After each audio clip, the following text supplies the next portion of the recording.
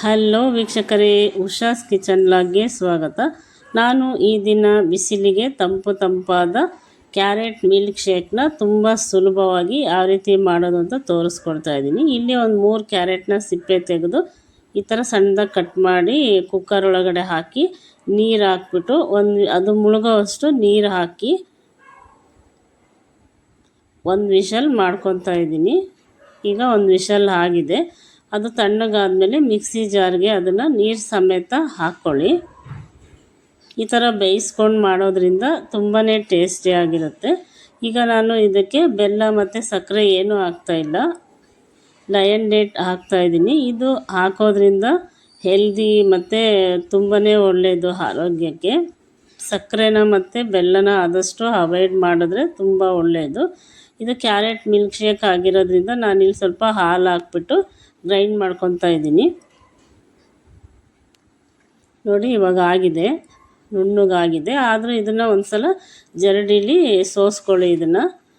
ಇವಾಗ ನಾನು ಚಿಯಾ ಸೀಡ್ಸ್ನ ತೊಗೊತಾ ಇದ್ದೀನಿ. ಈ ಚಿಯಾ ಸೀಡ್ಸ್ನ ಬೆಳಗ್ಗೆ ಹೊತ್ತು ಬಿಸಿ ನೀರಿಗೆ, ಸ್ವಲ್ಪ ಬೆಚ್ಚಗಿನ ನೀರಿಗೆ ಒಂದು ಅರ್ಧ ಸ್ಪೂನಷ್ಟು ಹಾಕ್ಬಿಟ್ಟು ಸ್ವಲ್ಪ ನಿಂಬೆಹಣ್ಣು ಹಾಕಿ ಒಂದು ಅರ್ಧ ಸ್ಪೂನಷ್ಟು ಜೇನುತುಪ್ಪ ಹಾಕಿ ಕುಡಿಯೋದ್ರಿಂದ ಬೊಜ್ಜು ಕರಗುತ್ತೆ ಮತ್ತು ಆರೋಗ್ಯಕ್ಕೂ ತುಂಬಾ ಒಳ್ಳೆಯದು. ತುಂಬ ಬೆನಿಫಿಟ್ಸ್ ಇರುತ್ತೆ ನಾವು ಡೈಲಿ ಕುಡಿಯೋದ್ರಿಂದ.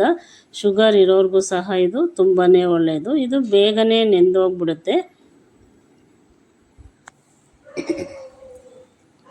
ನೋಡಿ, ಇವಾಗೆಲ್ಲ ನೆನೀತಾ ಇದೆ. ಇವಾಗ ಒಂದು ಬೌಲ್ಗೆ ನಾನು ಇದನ್ನು ಸೋಸ್ಕೊಂಡು, ನೋಡಿ ಕ್ಲೀನಾಗೆಲ್ಲ ಸೋಸ್ಕೊಂಡು ರೆಡಿ ಮಾಡಿ ಒಂದು ಬೌಲ್ಗೆ ಹಾಕ್ತಾಯಿದ್ದೀನಿ.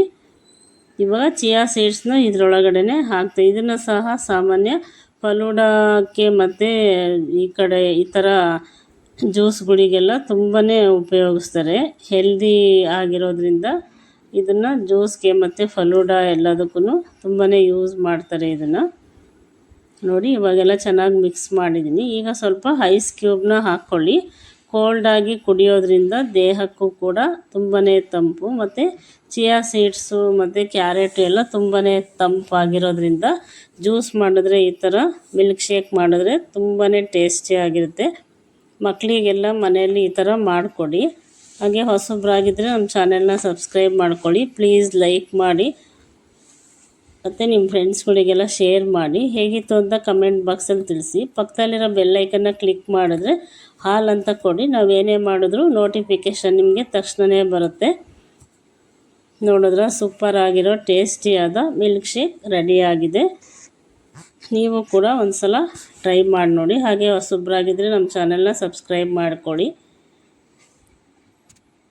Thank you for watching this video.